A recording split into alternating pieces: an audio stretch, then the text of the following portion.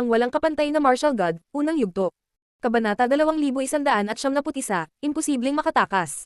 Si Tai Chongyang ay ang unang guro ng Green Jade Clouds, at ang unang ginang ng Green Jade Clouds, si Zui, ay mas malakas kaysa sa kanya. Siyempre, nakaramdam siya ng hiya dahil doon. Kaya naman, kailangan niyang gawin ang kanyang makakaya para makapasok sa nangungunang 10. Siyempre, may naglakad patungo kay Zhou Rongman. Niranggo niya sa ibaba ng top 30, at kailangan nilang alisin ang mga ganoong tao para maiwasang mahulog sa rangkang. Masyadong maraming tao. Kailangan nating maglinis. Bulong ni Zui. Pagkatapos, dahan-dahan siyang naglakad patungo sa ika-23 cultivator. Ang ika-4 na Young Beastmaster. Talaga, kailangan nating maglinis. Sabi ni Saint Tianhan, na tumatawa sa mabangis at malupit na paraan. Isang itim na ambon ang lumitaw sa paligid niya. Siya ay lubhang mapanganib. Kahit nawala siya sa top 10 sa round na ito, alam ng lahat na delikado talaga siya. Naglakad din siya papunta sa kung sino sa baba ng top 30. Ganoon din ang ginawa ni Chu Chunkyu. Sa totoo lang, iisa ang layunin ni na Chunkyu at Tianhan. Wala sila roon para paksain ang mga tao, nandoon sila para pumatay. Gayunpaman, naabot ng mga taong iyon ang isang lihim na kasunduan. Una gusto nilang tanggalin ang mga tao mula sa ibaba ng 30 sa itaas, at pagkatapos ay ang kalikasan ang tatahakin nito. Ang pangalan ko ay Zhou Rongman. Sabi ni Zhou Rongman, binasag ang katahimikan. Si Zhou Rongman ay nagkaroon ng isang paputok na labanan. Ang mga tao ay hindi pa nagkaroon ng oras upang makita siyang lumaban. Gayunpaman, nang lumingon sila, nakita nilang nawala ang kanyang kalaban at muling lumitaw sa haligi sa labas. Si Zhou Rongman ay nakangiti ng malawak. Ano ang nangyayari? Ang swerte naman ng lalaking iyon. Isang taong nagranggo ng 20-something ang umatake sa kanya at nadodge niya ang kanyang kalaban. Gayunpaman, gusto kong maunawaan kung ano ang nangyari. Marami sa mga manunood ay hindi man lang alam kung sino ang kalaban ni Zhou Rongman. Gayunpaman, maraming malalakas na cultivator mula sa Godly Cloud City na nakakakilala sa taong inalis ni Zhou Rongman ang natulala. Ang kanyang boses ay umalangaw sa kanilang mga ulo.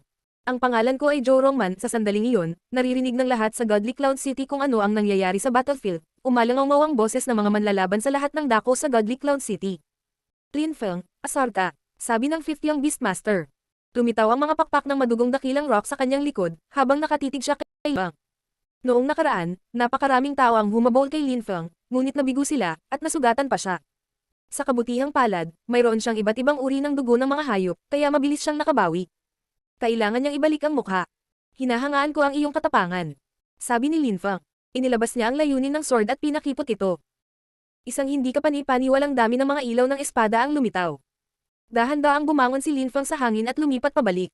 Gusto niya ng space para lumaban. Sumimangot ang 5th Young Beastmaster. Gagamitin ba ng lalaking ito ang parehong paraan para talunin siya? Kumulo ang dugo niyang hayop. Ang 5th Young Beastmaster ay nagpakpak ng kanyang mga pakpak at bumaril kay Lin Feng, hindi hihigit sa isang blur. Mamatay. Sigaw niya, kumalat ang matatalas niyang kuko. Naglabas din si Lin Feng ng nakakatakot na lakas ng Deva Mara. Tumitaw ang kanyang deployment wings, habang ang kanyang mga mata ay naging itim. Halos nakikita na niya ang lahat ng bagay. Tumalon siya at itinaas ang kanyang kamao, handang suntukin ang Young Beastmaster.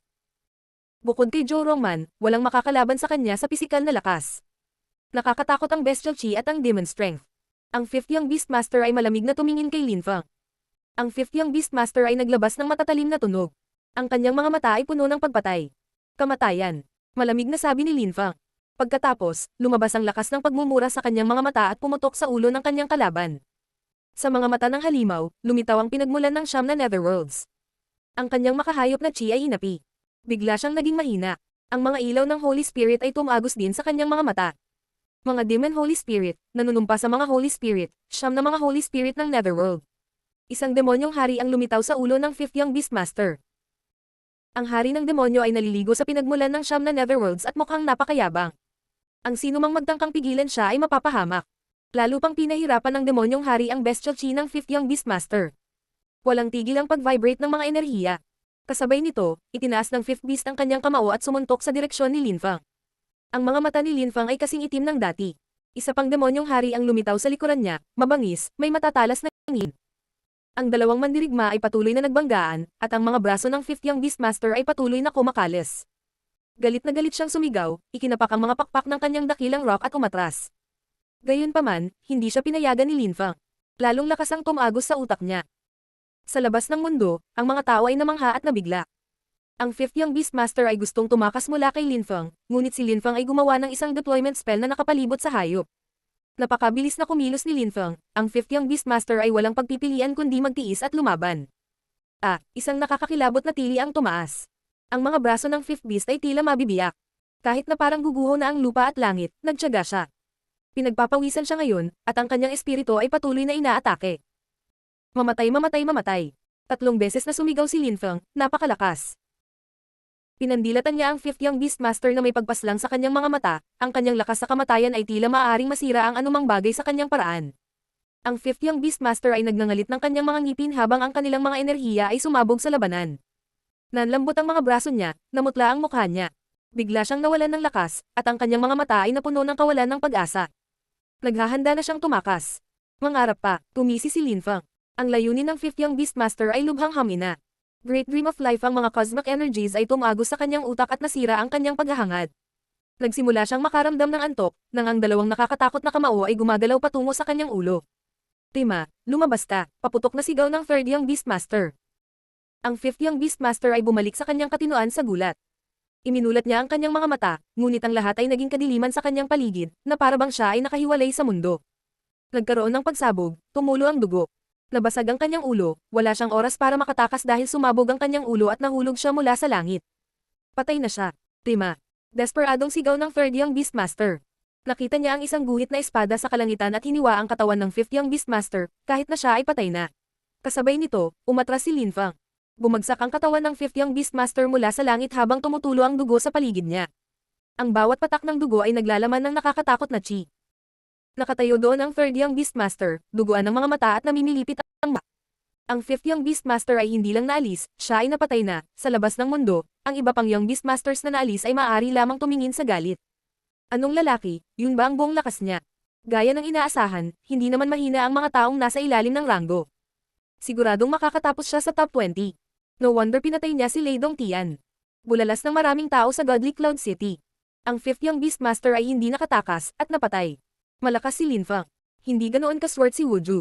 Ang unang master ng Green Jade Clouds ang may pinakamababang posisyon sa lahat ng unang masters na nasa rangkang pa rin, ngunit hindi siya mahina. Natalo niya si Wuju, at ang huli ay nagkusa na umalis sa larangan ng digmaan. Tinalo ni Chu Chunkyu at Saint Tianhan ang kanilang mga kalaban. Kahit na napakalakas ng kanilang mga kalaban, natanggal pa rin sila at muntik na silang mamatay. Maputok at matindi ang labanan ni Zhu Yi at ng Fourth Beast. Ang karamihan ay nakakita ng maliwanag na araw at mga bituin sa kadiliman. Kahanga-hanga ang kanyang lakas. Ang unang ginang ng Green Jade Clouds ay mas malakas kaysa sa unang guro. Nakakatakot siya.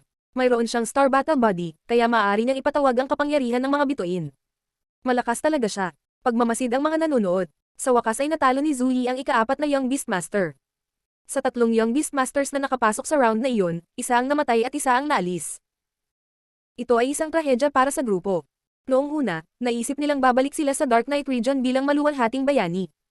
Ngayon, ang pangatlong hayop na lang ang natitira sa larangan ng digmaan. Siya ay galit na galit, at natalo na rin ang kanyang kalaban, naglabas ng kanyang galit sa lalaki. Pagkatapos ng kanyang labanan, naging kalmado muli ang larangan ng digmaan. Gayunpaman, 22 tao na lamang natitira. 8 tao ang naalis sa unang alon ng mga labanan. 12 tao pa ang kailangan tanggalin. Ang mga labanan ay magiging mas marahas, matindi, at mabangis.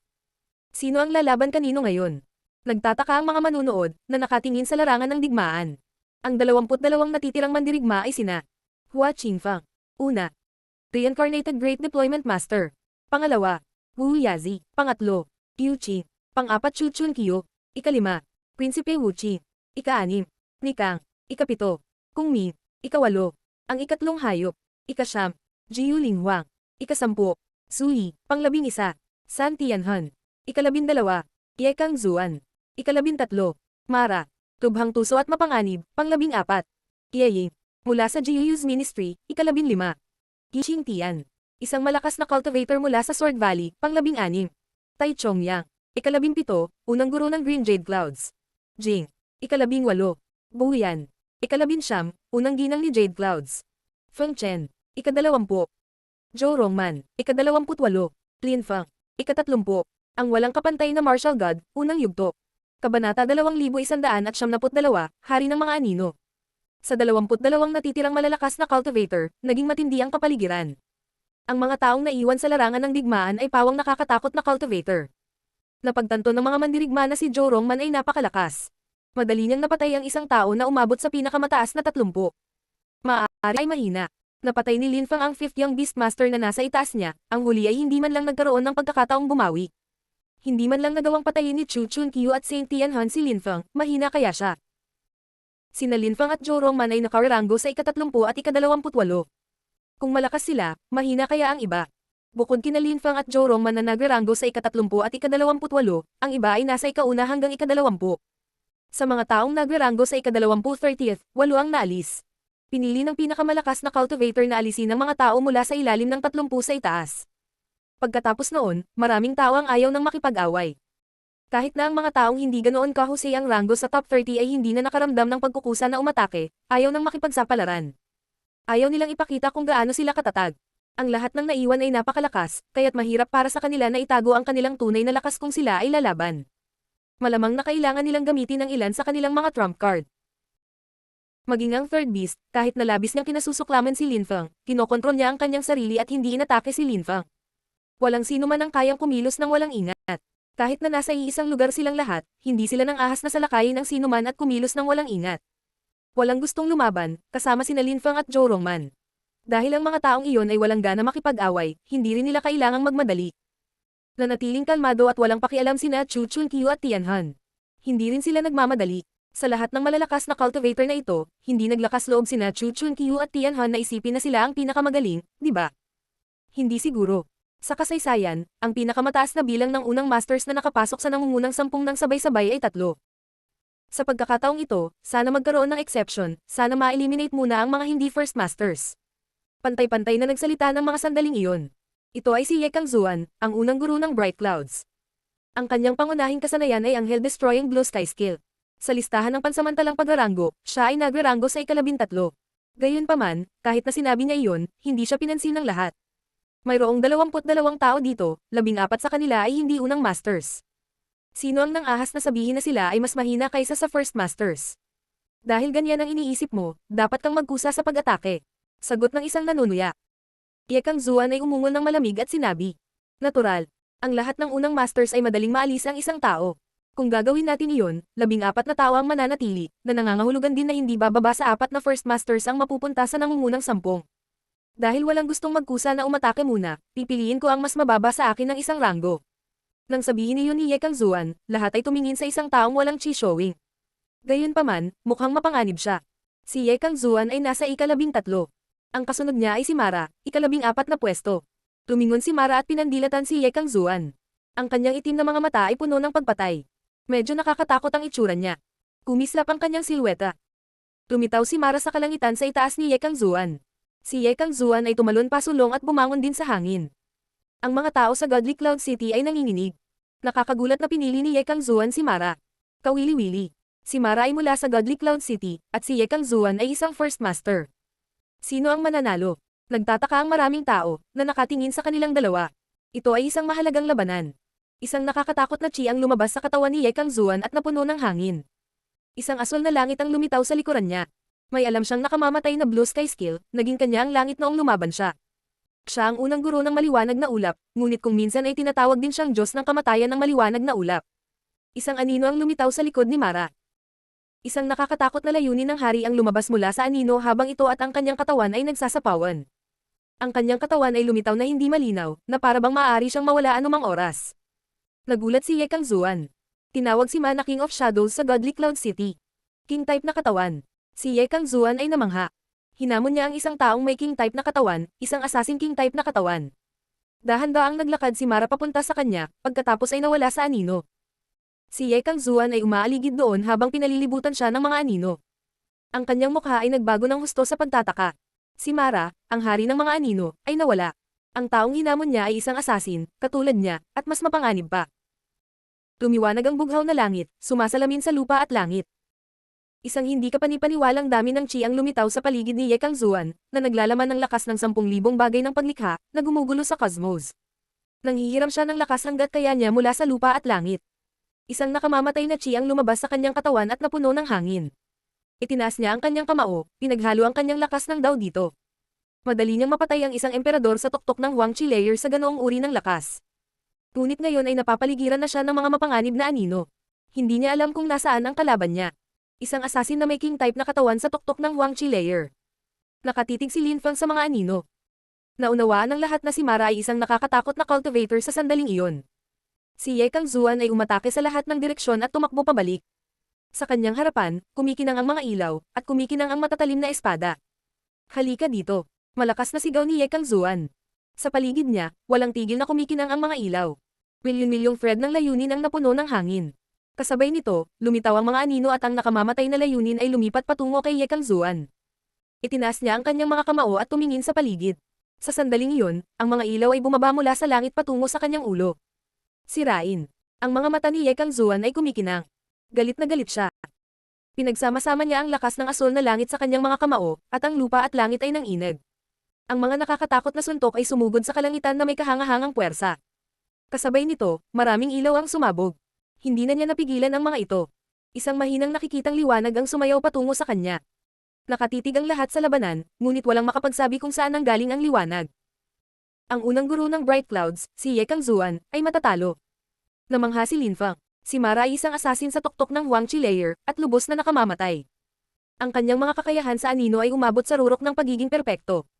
Kahit na ang kanyang direktang pag-atake ay hindi kasing lakas ng kay Ye Kangzuan, ang iba niyang kakayahan ay nagbigay sa kanya ng malaking kalamangan. Parang invisible na multo si Mara. Nang magsagawa siya ng Shadow Sword attack, pinatay niya ang mga tao sa isang welga.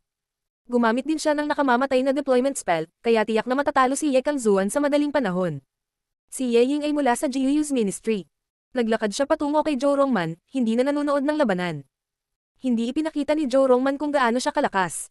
Sa makatuwid, walang nakakaalam. Patuloy siyang nagyayabang, ngunit siya ay nasa ika-28 na pwesto. Pinili ni Ye Ying si Zhou Rongman sa halip na si Lin Feng. Kung maalis si Ye Kangzuan, si Zhou Rongman ay magiging ika-20 sa ranggo. Tumingin si Zhou Rongman kay Ye Ying at ngumiti. Inilabas ni Ye Ying ang death intent na nakapalibot kay Zhou Rongman. Gusto niyang sirain ang lakas ng buhay ni Zhou Rongman. Gayunpaman, si Zhou Rongman ay mukhang ganap na hindi apektado, at nanatiling nakangiti.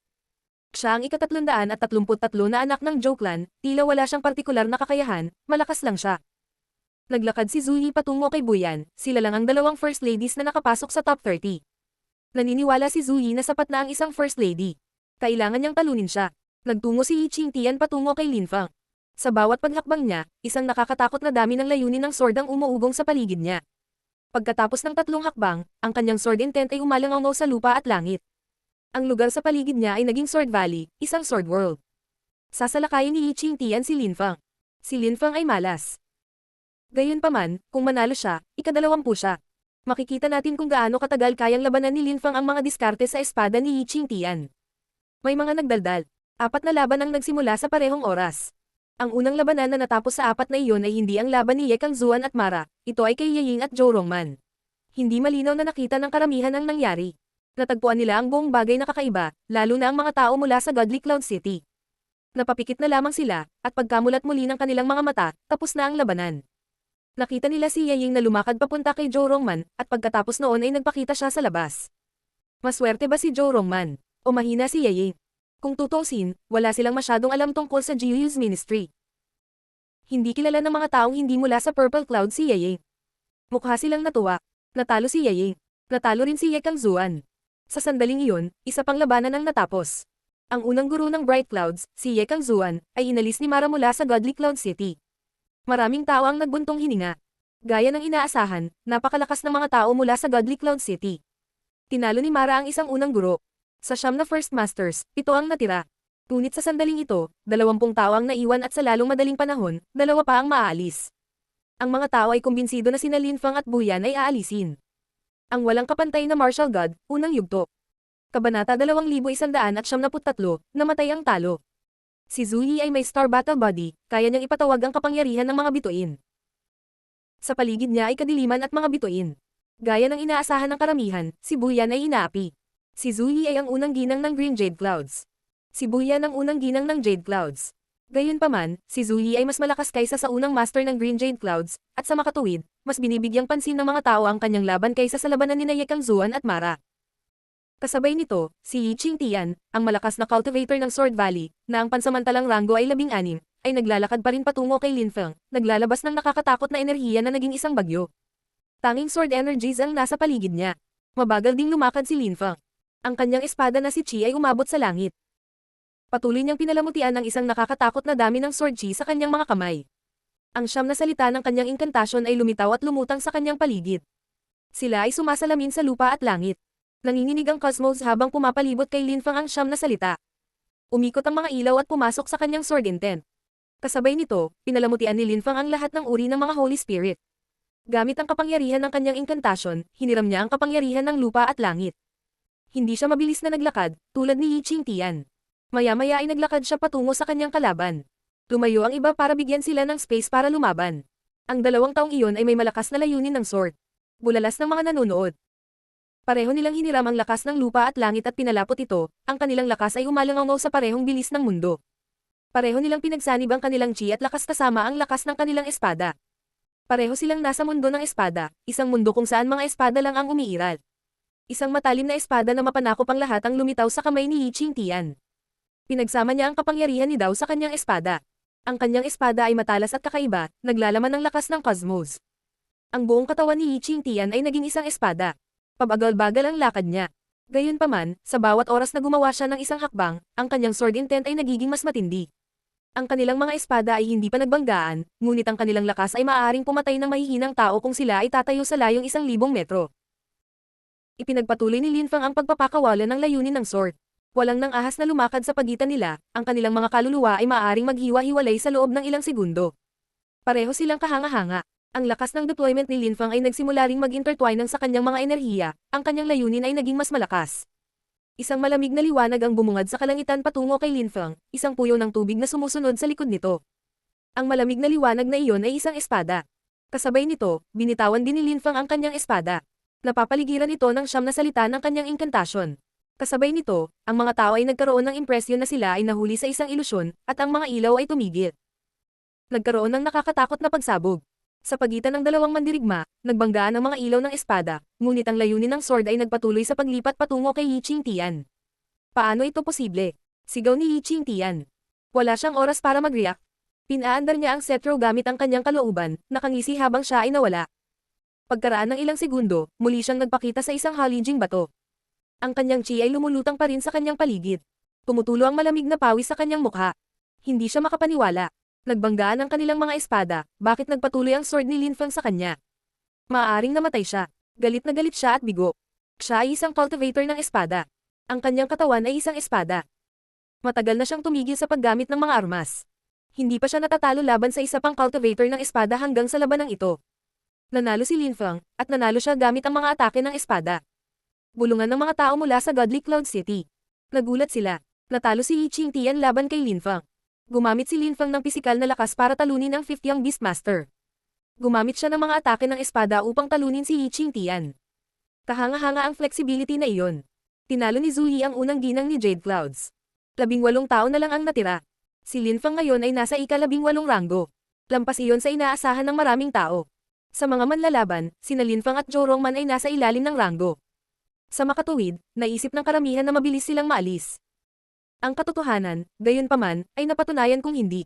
Ang 18 natitirang mandirigma ay napakalakas. Ang mga labanan ay magiging mas kahanga-hanga. Sino kaya ang mapupunta sa top 10?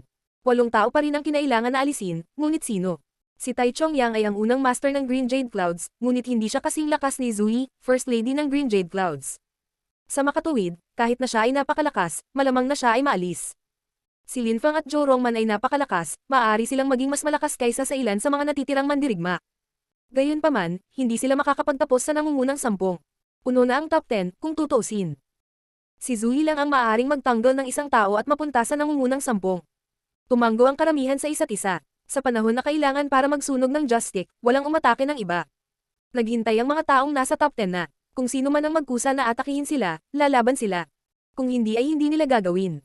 Nakita nila ang round na ito bilang isang pagkakataon upang mapanood ang ibang mga tao na naglalaro. Ngunit pagkatapos noon, muling nag-walkout si Zhu Yi. Nagsimulang isipin ng mga tao na siya ay medyo baliw. Hindi nakakagulat na siya ang First Lady ng Green Jade Clouds. At pagkatapos, hinamon niya ang unang guro ni Green Jade Clouds. Nagulat si Tai Chongyang at hinatak ang mahabang mukha. Pareho silang taga Green Jade Clouds at nag-away sila noon. Kaya naman alam ng mga tao sa Green Jade Clouds na mas malakas siya kaysa sa kanya. Masyadong mabagal, sabi ni Wu Yazi sa sandaling iyon. Hindi na siya naging walang pakialam. Pagod na siyang maghintay. Tinuro niya si Feng Chen at sinabing, Feng Chen, umalis ka na. Si Wu Yazi ang unang guro ng Supreme Clouds. Si Feng Chen ay isang makapangyarihang cultivator mula sa Supreme Clouds din.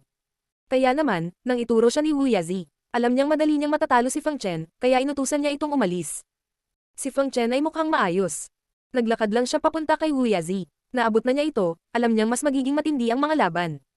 Hindi siya nagulat na hinamon siya ni Wu Yazi, ngunit hindi rin siya basta-basta makaalis. Gusto niyang lumaban bago umalis.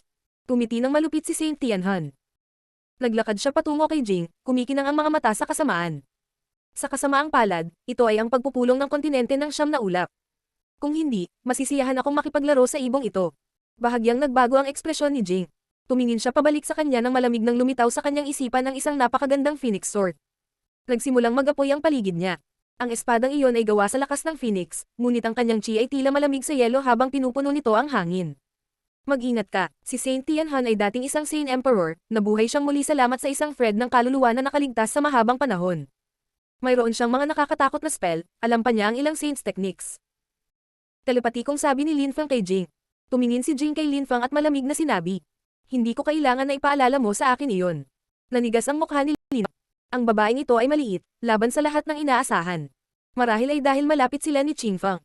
Hindi itinuloy ni Lin Feng ang pagtingin sa kanya, at naglakad palayo. Makalipas ang maikling panahon, nasulyapan niya ang isang tao sa isang dalisdis na burol. Nagulat ang mga tao. Ano ang ginagawa ni Lin Feng? Ang taong nasa dalisdis ng bundok ay nakasuot ng sayan na damit, at nakatayo lang doon. Nakahawak ang kanyang mga kamay sa kanyang likuran, ang kanyang enerhiya ay umaalingaw sa parehong bilis ng lupa at langit. Ang taong iyon ay ang unang guro ng Purple Clouds, si Nikang, ikapito sa mga ranggo. Nakakabaliw. Silang Ye at ang iba ay namangha nang makita nila si Lin Feng. Alam nila kung ano ang gusto niyang gawin. Ayaw na niyang maghintay, kaya nagkusa na siya.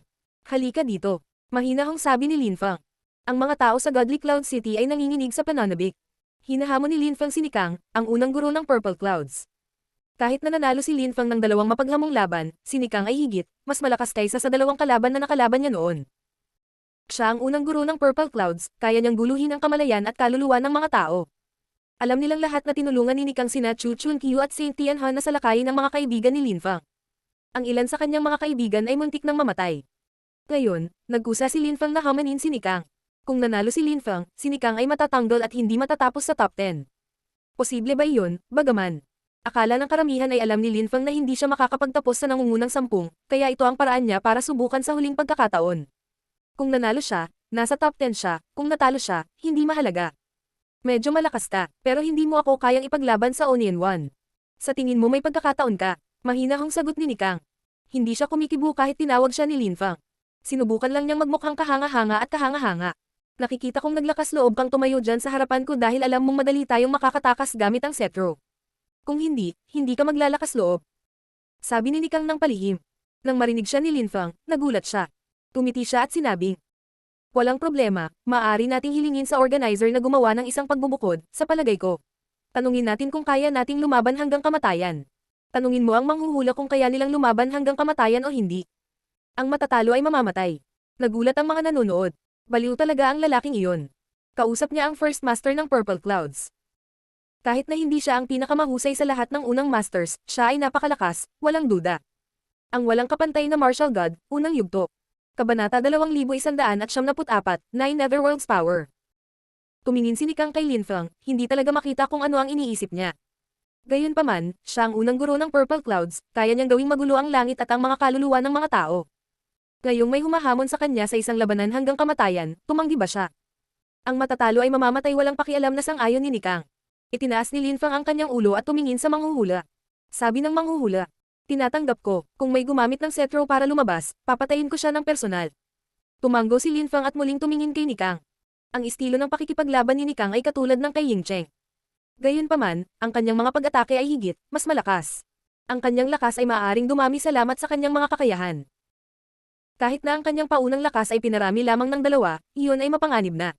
Kahit na si Lin Feng ang humamon kay Nikang, hindi niya ito minamaliit. Ang mga laban ay mabigat. Ang unang master ng Green Jade Clouds, si Tai Chongyang, ay nakikipaglaban sa First Lady ng Green Jade Clouds na si Zui.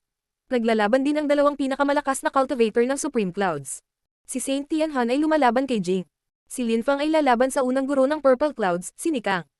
Gaya ng inaasahan, ang mga laban ay nagiging mas kawili-wili. Masayang bulalas ng karamihan. Nasilaw sila sa mga pasabog na labanan. Maraming tao ang nanunood sa labanan sa pagitan ng First Master at First Lady ni Green Jade Clouds. Marami pang iba ang nanunood kina Wu Yazi at Feng Chen. Napagtanto ng karamihan na ang maingat na si Feng Chen ay napakalakas din. Napapaligiran siya ng mga ilaw na konektado sa lupa at langit. Ang bawat isa sa kanyang mga pag-atake ay humiram ng lakas ng orihinal na diwa ng Cosmos, kahit na lumitaw ang makajos na mga imprint. Ang lakas niya ay pasabog. Gayunpaman, ang kanyang kalaban ay si Wu Yazi, isang pinakamataas na walang emosyon na kalaban. Maaari niyang sirain ang mga damdamin at emosyon ng mga tao, at pagkatapos ay gawin itong mga papel. Kamangha-mangha ang kanilang labanan. Nanginginig tuloy ang kapaligiran. Napabuntong hininga ang mga tao. Ang 18 cultivator na iyon ay nakakatakot lahat, kasama na si Feng Chen. Walang sino man sa Godly Cloud City ang nang-ahas na maliitin ng mga manlalaban na ito. Lahat sila ay mga henyo. Saint Tianhan at Jing, at hindi nakakabagot ang kanilang laban. Naglabas siya ng mga kadena at isang soul spear na tila isang masamang multo mula sa impyerno. Delikado ang kanyang chi. Napapaligiran si Jing ng Phoenix Fire Chi na tila nakakadalisay ng kahit ano. Ang kanyang apoy ay dalisay, siya ay mukhang matuwid, na para bang ang kasamaan ay hindi makakaapekto sa kanya. Lalong naging matako si Tianhan nang makita ang kanyang kadalisayan. Sa paligid ni Linfang, nanginginig din ang kapaligiran. Siya condensed cosmic energies. Nang maramdaman ni Linfang ang layunin ng daw ng kanyang kalaban, malamig siyang ngumiti. Siya condensed cosmic energies na naglalaman ng 10,000 bagay ng paglikha. Ang lahat ng kanyang cosmic energies ay naging isang uri ng cosmic energy. Para bang ang katawan ni Linfang ay gawa sa cosmic strength. Isinusumpa ang cosmic energy. Kumunat ang noo ni Nikang. Hindi niya naintindihan. Naglabas si Linfang ng isang uri ng cosmic energy, ngunit parang naglalaman ito ng lahat ng uri ng cosmic energies. Siyempre, kinokontrol din ni Nikang ang ilang uri ng cosmic energies, ngunit hindi niya naiintindihan ang prosesong ito. Gayunpaman, sinimulan niyang isipin na sa mga tuntunin ng cosmic energies, si Linfang ang pinakamalakas na manlalaban sa larangan ng digmaan. Nag-intertwine ang cosmic energies ni Linfang. Ang kanyang cosmic energies ay nagmula sa dalawang mundo. Gaya ng may isip ng isa, ang kanyang cosmic energies ay nakakatakot. Ang kanyang pagmumura na si Chi ay nakakuha ng atensyon ng lahat. Ang mga tao ay tumingin kay Linfang ng kakaiba. Magulong Sky, tingnan natin kung maaari mong guluhin ang aking cosmic energies. Matari na sabi Linfang. Ang kanyang katawan ay naging isang cursing artifact na puno ng lakas ng pagmumura habang dahan-dahan siyang naglakad pasulong. Lumitaw ang mga spell ng deployment sa ilalim ng kanyang mga paa. Napatitig siya kay Nikang na hindi umiwas ng tingin. Pareho silang nakatitig sa isa't isa. Gusto niyang gawing magulo ang kamalayan at kaluluwa ni Linfang. Pinrotektahan ng 5 Wisdom Kings ang isip ni Linfang. Ang kanyang Wisdom Kings ay nanatiling hindi gumagalaw gaya ng mga bundok. Kahit na ang langit ay nahuhulog at ang earth ay nagbitak, maaari nilang apihin ang lahat. Si Linfang ay lubos na determinado, at ang kanyang kaluluwa ay matatag. Nakatuon lang siya sa lakas ng pagmumura niya. Ang invisible at intangible na lakas nito ay nakapalibot sa kanya. Kasabay nito, napagtanto ni Nikang na ang mga mata ni Linfang ay puno ng anino mula sa 9 Netherworlds. Biglang umalangaw ang mga tunog ng nakalipas na panahon. Ang langit ay naging anino, pagkatapos ay napakadilim. Ang pinagmulan ng 9 Netherworlds ay lumitaw, lumulubog sa madilim na alon. Sa sandaling iyon, nagsimulang manginig ang isipan ng mga tao na parabang nawawalan sila ng kontrol, at ang kanilang mga kalooban ay kinakalawang. 9 Netherworlds Demoniac Song. Ang mga tao ay nanginginig sa pagtataka. Lahat sila ay may kaalaman at may kaalaman. Alam nilang lahat kung ano ang ibig sabihin ng source of the 9 Netherworlds na lumulutang sa hangin. Isa ito sa 9 songs. The 9 Netherworlds Demoniac Song, isang intent song. Maaari nitong sirain ang layunin ng mga tao at kontrolin ang kanilang isipan. Maaari itong gawing mga multo ng 9 Netherworlds. Nikang habang nakatitig sa source of the 9 Netherworlds. Ginamit ni Linfang ang isa sa kanyang trump card, yung 2 pang bastos at pinalibutan mo ang mga kaibigan ko. Sa sandaling iyon, wala akong masyadong magawa. Ngayon, masasabi ko sa iyo ang eksaktong parehong bagay na sinabi mo sa akin. Sa tingin mo ba ay magkakaroon ka ng pagkakataon laban sa akin sa isang one-on-one na labanan? Mahinahong dinuraan si Linfang, na tila isang mananakop na bayani. Ang mga soundwave ng 9 Netherworlds Demoniac Song ay nakabitin sa hangin, at ang mga ilaw ng 9 Netherworlds ay kumikislap at pinalibutan si Nikang. Umalangaw sa utak niya ang kanta. Hindi niya ito naiwasan. Ang mga taong hindi masyadong malakas ang kalooban ay maaaring maging mga multo kaagad laban sa gayong mga pag-atake. Matapos makapasok sa Godly Cloud City, si Linfang ay nagsanay ng husto sa paglilinang. Pinagbuti niya ang lahat ng kanyang mga spell, kabilang ang kanyang 9 Netherworlds Demoniac Song. Noong mga araw, medyo mahina siya. Ngayon ay mas makapangyarihan na ang kanyang mga kasanayan at diskarte sa demonyo, kaya mas mahusay din niyang ginamit ang 9 Netherworlds Demoniac Song.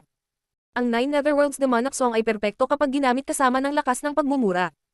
Gusto niyang durugan si Nikang sa lalong madaling panahon. Nang marinig ni Nikang si Linfang, hinailan niya ang isang mahabang mukha. Inilabas niya ang kanyang Chao Tek daw, ngunit ang kanyang lakas ay nasira ng pag-atake ni Lin Fang. Napapaligiran siya ng intent. Kailangan niyang gamitin ang kanyang pinakamahusay na kapangyarihan para talunin si Lin Fang ngayon, o tiyak na matatalo siya. Si Nikang ay humakbang pasulong at nagpakawala ng nakakatakot na lakas, ang kanyang chi ay nagpagulo sa kapaligiran sa paligid niya. Ang kanyang enerhiya ay umiikot patungo kay Lin Fang. Naunawaan ni Lin Fang na handa na si Nikang na gamitin ang kanyang buong lakas. Mamatay. Malamig niyang sabi. Isang ilog na gawa sa lakas ng kamatayan ang bamaha patungo sa Nikang. Sinuntok ni Nikang ang ilog at dinurog ito bago lumipat patungo kay Lin Fang. Malamig nang umiti si Lin Fang at nagpatuloy sa pagpapakawala ng lakas ng pagmumura. Pagkatapos, bigla siyang umatake gamit ang isang Nihility Sword. Kasabay nito, pinalapot niya ang mga Holy Spirit at hinigop ang lakas ng Demon Kalpa, pinalapot ang mga ito sa kanyang mga kamao. Siya ay sumuntok, ang kanyang mga enerhiya ay umaakyat patungo kay Nikang. Ipinagpatuloy niya ang pagpapakawala ng mga Holy Spirit, na naglalaman ng lahat ng uri ng lakas habang dahan-dahan siyang umatras. Ipinagpatuloy niya ang pagpapakawala ng lakas ng 9 Netherworlds na nagtipon din sa paligid ni Nikang. Hinatak ni Nikang ang mahabang mukha. Nanginginig ang kanyang balak. Sa ganoong distansya ay wala siyang magawa, parang guguho ang lupa at langit. Nawawalan na siya ng kakayahan. Sa sandaling iyon, biglang hamina ang lakas ni Lin Fang. Nakahinga si Nikang.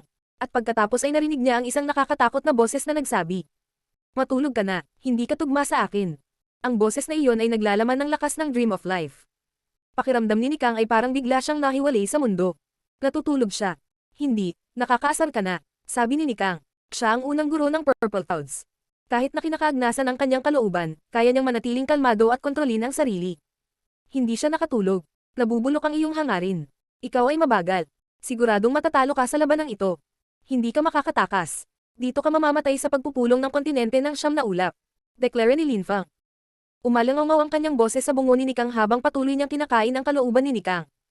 Ang kanyang magulong daw ay inapi dahil sa nakakatakot na lakas ng pagsumpa at lakas ng 9 Netherworlds. Ayoko. Paano ako madaling matalo laban sa iyo? Kinokontrol ko ang Chao Tek daw. Paputok na sigaw ni Nikang habang pinapakawalan ang kapangyarihan ng daw. Tumanggi siyang matalo. Muli niyang inatake si Lin Fang. Ayaw mo, pero wala kang pagpipilian. Kahit na gamitin mo ang iyong pinakamalakas na pag-atake, mananalo ako.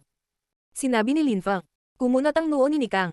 Humihip ang hangin habang nagkakaroon ng nakamamatay na lakas. Galit na sigaw ni Nikang. Dahil sa pag-atake niya, naging magulo na naman ang kapaligiran sa paligid niya. Isang nakakatakot na lakas ang tumama kay Lin Fang, ang kanyang mukha ay namutla saglit, at siya ay umungol sa sakit. Nang tumaas ng doble ang lakas ng kanyang kalaban, nakakamatay. Gayunpaman, kahit nasa sandaling iyon, sumimangot siya at sumigaw ng paputok. Natalo ka, kahit atakihin mo natalo ka, hindi ka makakalaban sa akin. Napangisi si Nikang. Pakiramdam niya ay kayang talunin ng kanyang pag-atake si Lin Fang, ngunit sa parehong oras, naramdaman niyang nasa panaginip siya. Siya ay nawala, ito ay isang trahedya. Alam niyang talo na siya. Nababaliw na siya. Nawala siya sa sarili niyang isipan. Ano ang ginagawa ni Lin Fang? Ilang uri ng paglilinang ang ginagawa niya. Bulungan ng mga tao sa Godly Cloud City. Nagulat sila. Demon Song, 9 Netherworld Strength. Si Nikang ay nababaliw at nawawalan ng kontrol. Ang kanyang mga spell ay hindi masama, ngunit hindi niya dapat na-provoke si Lin Fang. Ngayon ay huli na, masyado siyang naging confident. Ang walang kapantay na Martial God, unang yugto. Kabanata 2175, patuloy na labanan. Naglalaban ang First Master at First Lady ni Green Jade Clouds. Sa wakas natapos ito nang walang sorpresa. Ang unang ginang ay mas malakas kaysa sa unang guro, si Tai Chongyang ay naalis na. Gayunpaman, nag-aaway pa rin sina Tianhan at Jing. Ang kanilang labanan ay lalong tumitindi, tulad ng labanan ni Lin Fang at Nikang. Napakalakas ni Jing, patuloy niyang pinapalo ang kanyang mga pakpak ng Phoenix, at patuloy na pinakawalan ni Tianhan ang kanyang nakakatakot na chi. May mga tanikala at sibat ng kaluluwa sa lahat ng dako. Natigilan ng mga tao sa display. Gayunpaman, mas maraming tao ang nakatutok pa rin kina Lin Fang at Nikang. Masyadong kahanga-hanga ang labanang iyon. Ang mga soundwave ng The Nine Netherworld's demoniac song ay patuloy na pumupuno sa hangin. Ang lakas ng pagsabog ni Lin Fang ay patuloy na tumataas. Asar, paputok na sigaw ni Nikang. Sinuntok niya ang direksyon ni Lin Fang, umiikot ang kapaligiran sa paligid niya. Walang silbi. Dumura si Lin Fang. Mabilis siyang gumalaw ng hindi nakikita, patuloy na nagpapakawala ng lakas ng 9 Netherworlds. Nagpapanik si Nikang. Nagalit siya ng demonyong boses ni Lin Fang. Pakiramdam niya ay guguho ang lupa. Si Lin Fang ay mukhang malamig at hiwalay.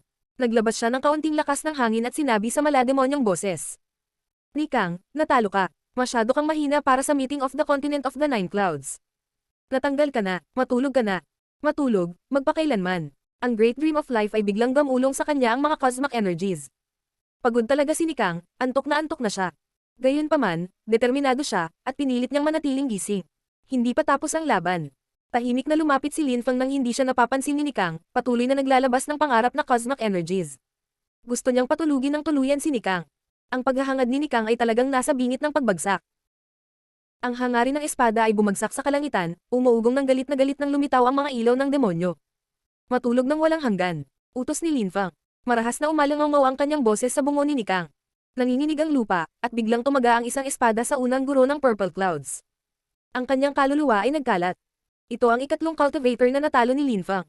Ang taong pinatay niya ay ang unang guro ng Purple Clouds, si Nikang. Si Lin Feng ay nakatayo doon sa hangin, napapalibutan pa rin ng Source of the Nine Netherworlds. Natahimik ang lahat sa Godly Cloud City. Tubos nilang minamaliit si Lin Feng.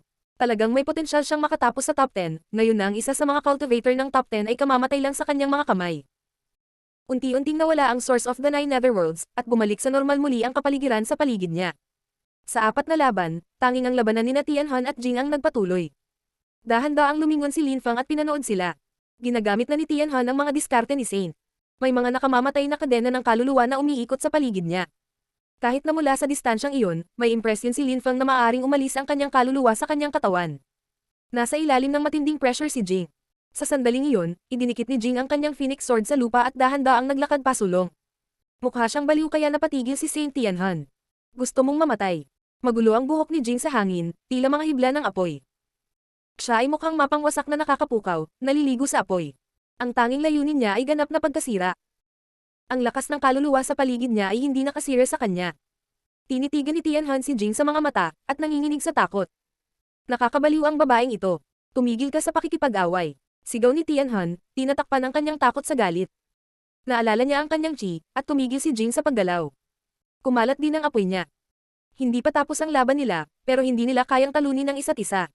Hindi nila ginamit ang kanilang buong lakas, hindi ito katumbas ng halaga. Marami pa ring tao sa larangan ng digmaan, hindi sila nag-iisa. Tumigil sila sa pag-aaway. Ang daming nagtataka. Laking gulat nila. 15 tao ang naiwan. 5 pa at matatapos na ang round. Ngunit hindi magiging madali ang pag-aalis ng 5 tao. Ang 15 natitirang tao ay sina Hua Qingfang. Una, Reincarnated Great Deployment Master. Pangalawa, Wu Yazi. Pangatlo, Yu Qi. Pang-apat, Chu Chunqiu. Ikalima, Prinsipe Wu Qi. Ika-6, Kung Mi. Ika-8, ang ikatlong hayop. Ika-9, Jiu Linghuang. Ika-10, Sui. Pang-11, San Tianhan. Ika-12, Mara. Pang-14, Mamamatay Tao, Hari ng mga Anino. Jing. Ika-18, Zhou Rongman. Ika-28, Lin Feng. Ika-30, ang numero sa itaas ng kanilang mga ulo ay hindi na-update. Sina Lin Feng, Zhou Rongman, at Jing ay nasa ibaba ng 30 sa itaas, ngunit napatay ni Lin Feng ang unang guro ng Purple Clouds, si Nikang, bakit siya ay ika-30 pa? Si Zhou Rongman ay misteryoso, siya ay mukhang mabait at inosente, ngunit siya ay napakalakas. Sa tuwing may lumalaban sa kanya, natatalo sila. At si Jing, siya ay nagkaroon ng isang hindi kapanipaniwala at kamanghamanghang labanan, ay naging gulo, hindi malilimutan ng mga tao ang laban na iyon. Si Mara ay may isang king type na katawan, siya ay isang Diyos ng kamatayan. Kaya niyang pumatay ng mga tao na may walang hugis, hindi nakikita, at hindi nakikitang enerhiya. Walang nang ahas na maliitin siya.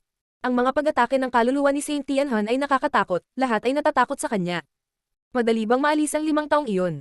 Ang mga labanan ay naging mas at mas mahirap. Wala sa kanila ang gustong kumilos ng walang ingat.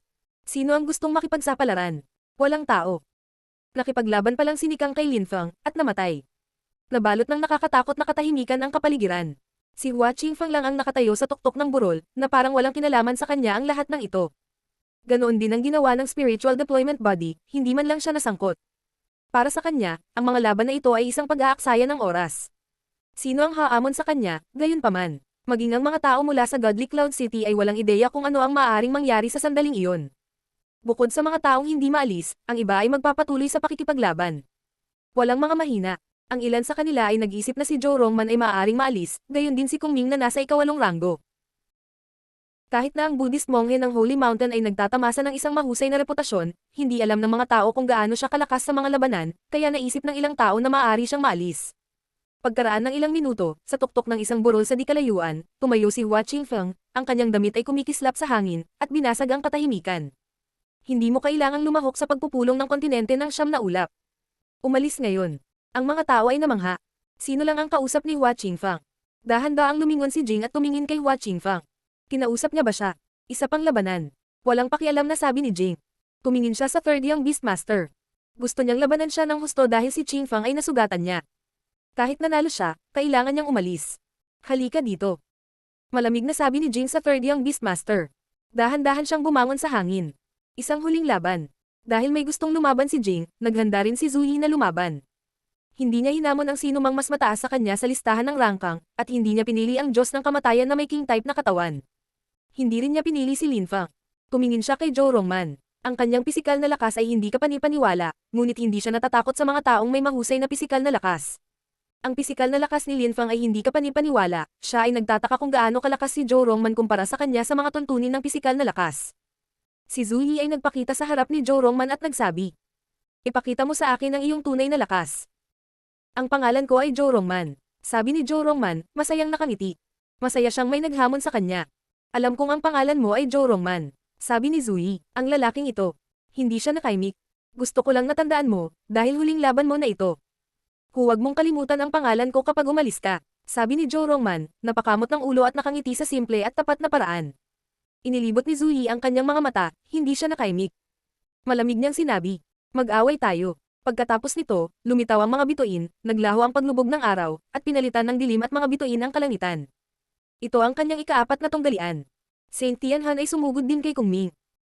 Ang Buddhist monghe ay mukhang walang malasakit. Hindi pa nga siya lumalaban sa round na ito. May isang tao na kailangang alisin, at si Saint Tianhan ay naniniwala na si Kung Ming ay kailangang alisin.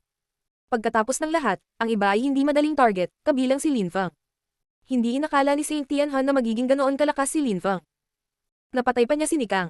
Yung iba wala namang balak makipag-away. Naghintay lang sila. 12 tao ang naghihintay. Pagkatapos ng mga labanang ito, pipiliin nila ang huling 2 taong aalisin. Simula noong pinatay ni Lin Fang si Nikang, walang gustong humamon sa kanya. Ayaw nilang makipagsapalaran. Maaring mapunta talaga si Lin Fang sa top 10. Bulungan ng mga tao nang makita nilang walang humahamon sa kanya. Naisip din nila na si Zhou Rongman sa wakas ay maaalis na. Masyado siyang pabaya. Nasa panganib din si Kung Ming. Baka ma-eliminate siya. Sa sandaling iyon, pasabog ang labanan ni Jing at ng third young Beastmaster. Ginawa nila ang lahat ng kanilang makakaya, pareho nilang binigay ang kanilang makakaya.